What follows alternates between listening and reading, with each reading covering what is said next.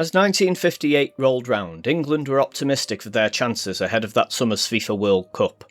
With a vibrant squad anchored in the experience of veterans like Billy Wright, Tom Finney and Nat Lofthouse, and bolstered by the remarkable rise of the Busby Babes of Manchester United.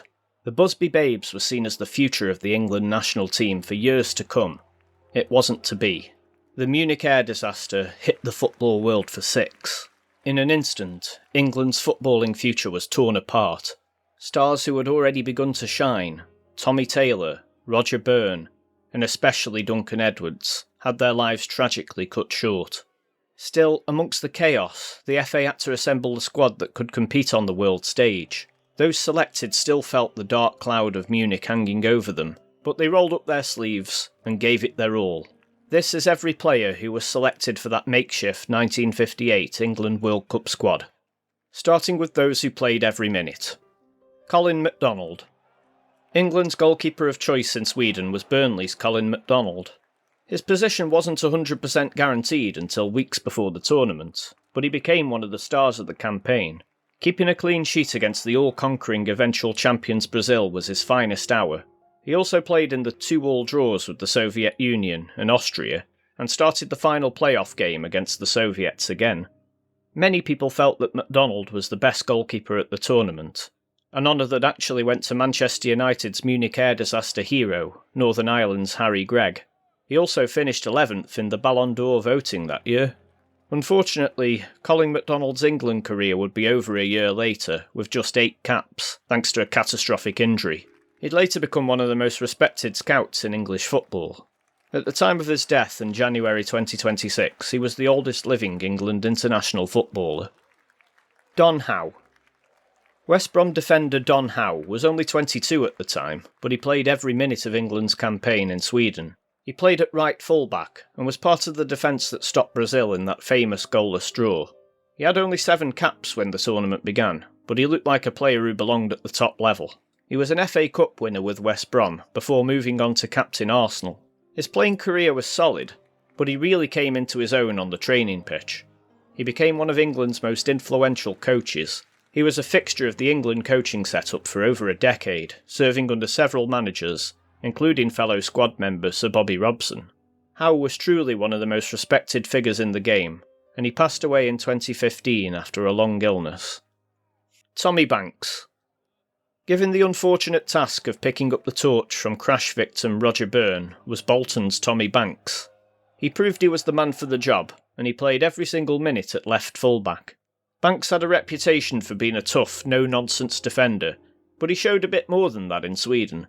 Against Brazil, after Don Howard miskicked a clearance, Banks calmly cushioned the ball out of the air with his left foot, something to remind the fans that he was a bit more than just a hard man. He only earned 6 England caps in total, with over half of them coming at this tournament. The Bolton Wanderers legend lifted the FA Cup with them just before the World Cup started, defeating the ravaged Manchester United in the final. After football, he quietly returned to his trade of bricklaying, and he died in his beloved Bolton in 2024. Bill Slater.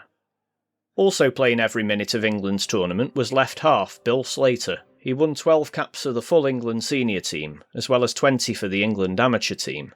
As an amateur, he also represented Great Britain at the Olympics.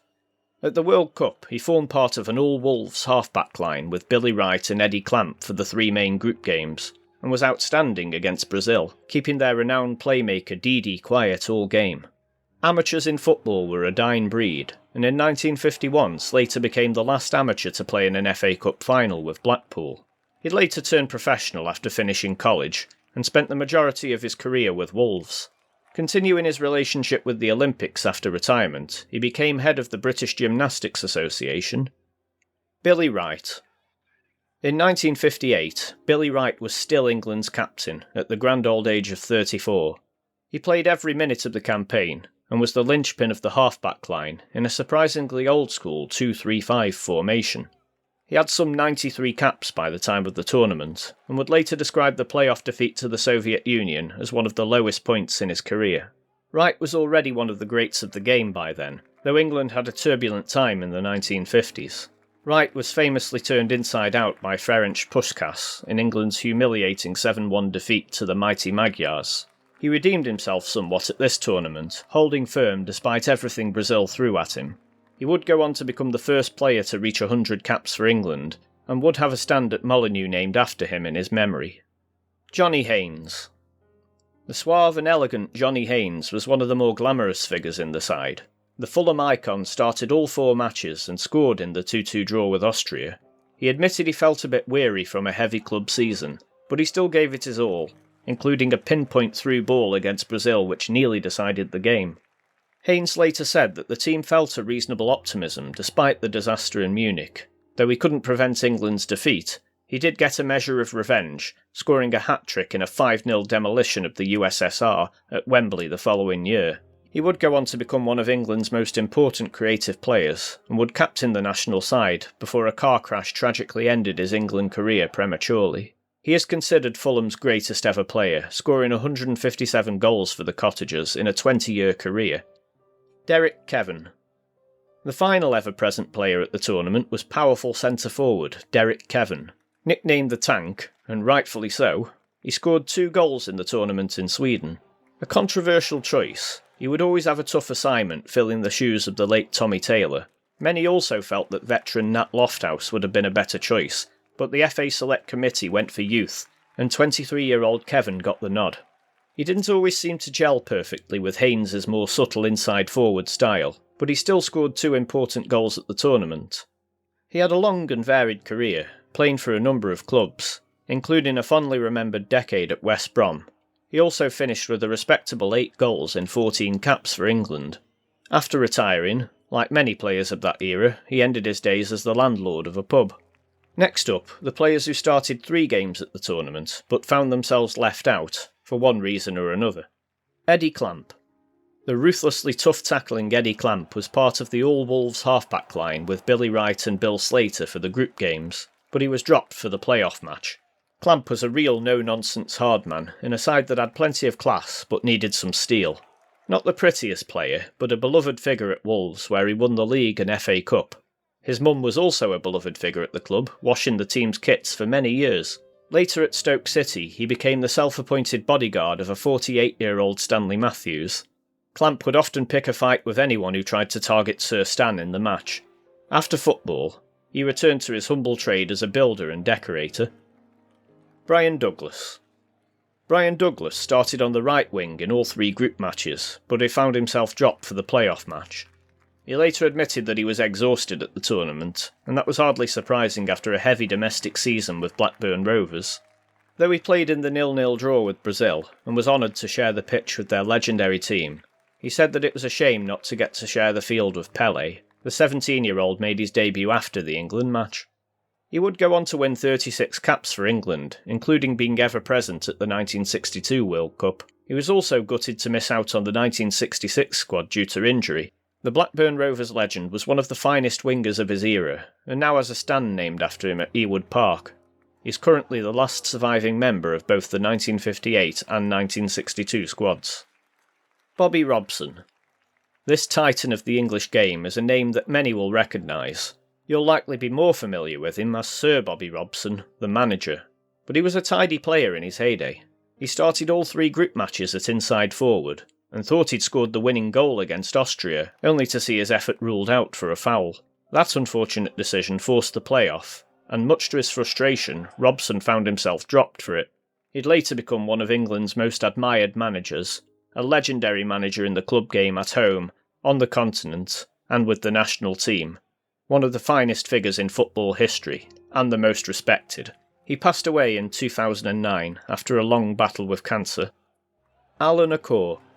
Liverpool's 23-year-old outside forward Alan Akor had some big shoes to fill for the last 3 matches.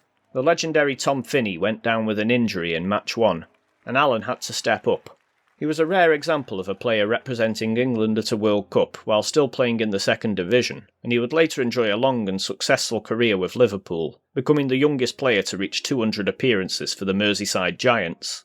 A big part of the club's rebuild under Bill Shankly, he scored the first goal of his tenure in the second division, and finished his career playing in the European Cup.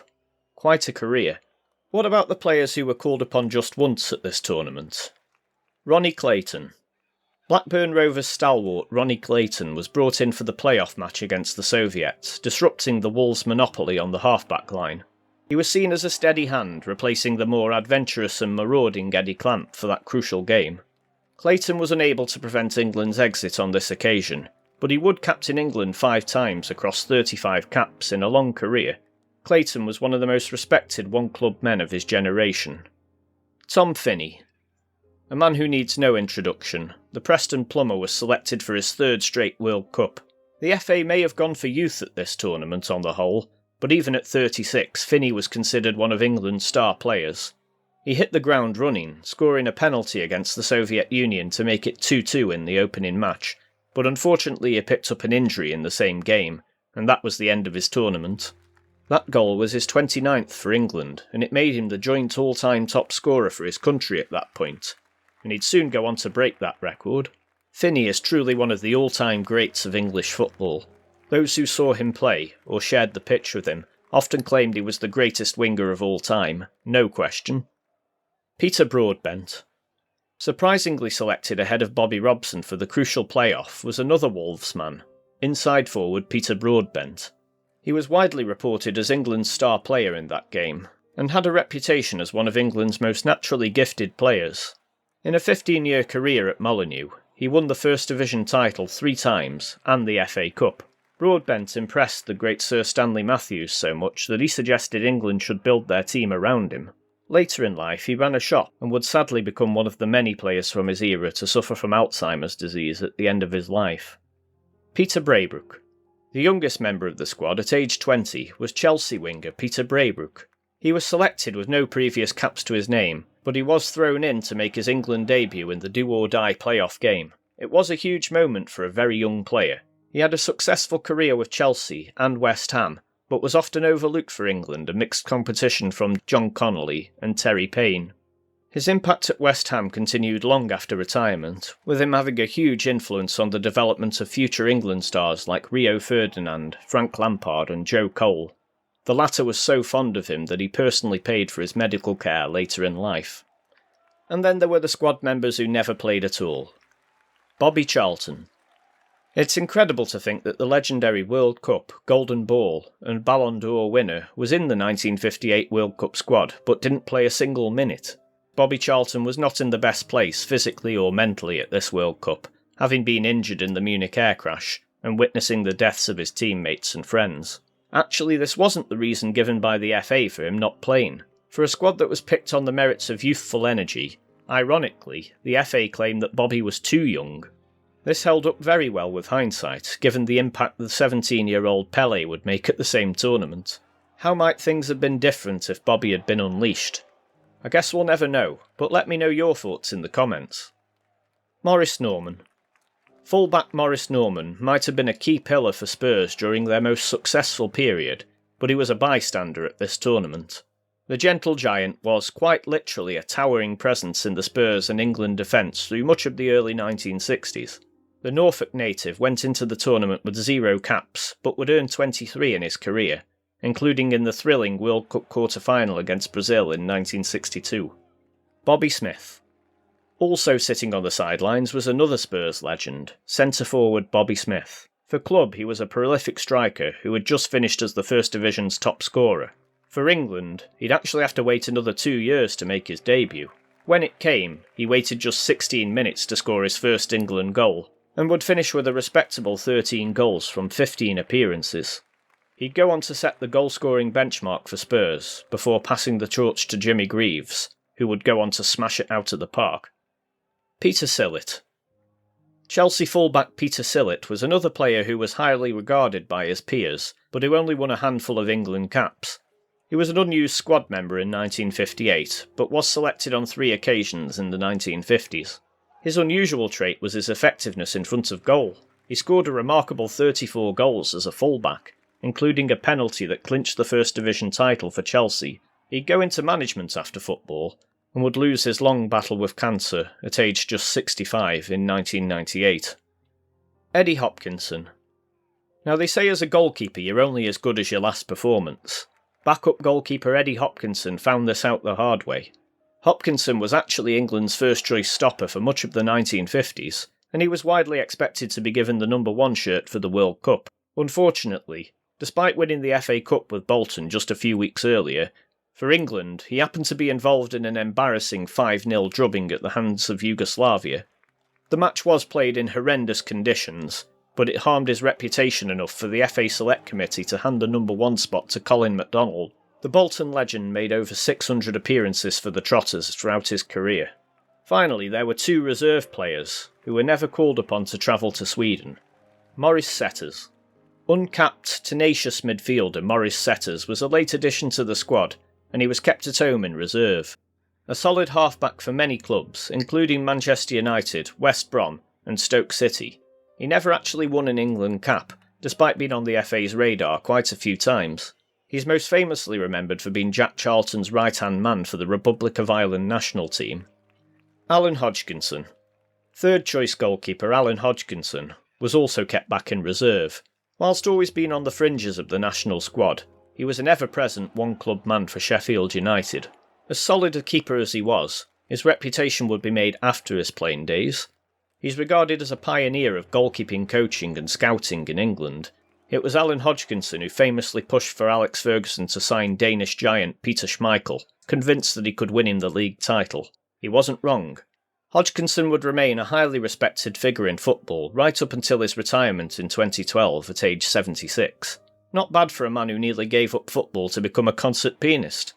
So England's 1958 World Cup squad was the product of a nation in turmoil. Objectively, the players selected did the best they could in the circumstances, and didn't disgrace themselves by any means. Fundamentally though, the FA was still picking the players. They had a vague directive of picking youthful players, but applied it inconsistently. They ended up with a squad missing some key experienced veterans, and some players who they felt were too inexperienced to make a difference at all. They still hadn't got it right. If you want more rundowns like this of historic football teams and squads, don't forget to subscribe to the channel, and check out some of our other videos. Also, please help us grow by sharing this video with someone you think might enjoy it. We'll see you again very soon. Why not watch one of these videos next?